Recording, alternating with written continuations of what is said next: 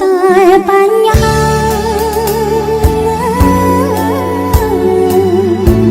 ជឿចាប់ធ្លាប់សាគ្មានពេលលហើយលហើយស្លាប់គូនឹងរងទុកឥតសប្បាយគ្មានប្រណីឡើយកំផ្ដាច់សង្ខារ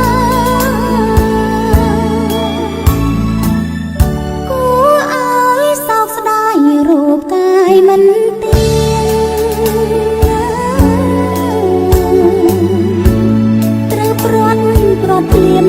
មិនអាចរៀងរៀងខ្លាចណាស់រត់นิ่งរត់ទៅសងសាចង់គិតបញ្ហាក៏គិតមិនបានស្ដាយណាស់ជីវិតពិតជាកម្មក្រាំង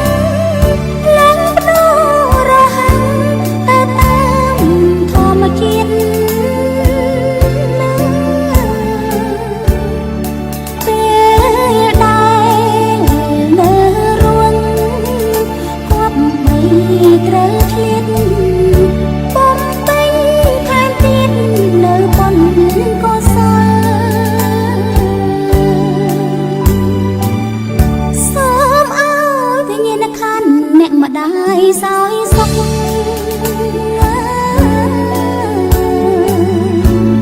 ពីនេះទៅមុខពួនកូនកុំព្រៀងវេរកម្មចងរៃតាមមកផ្ដន់ទីឲ្យកូនវេទនាក្នុងវដ្តសង្សារ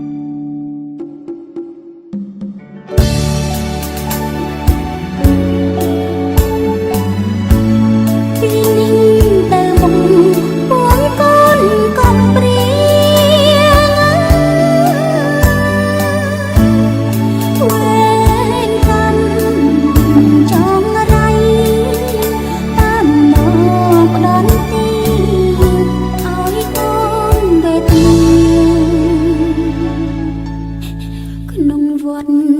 តែសង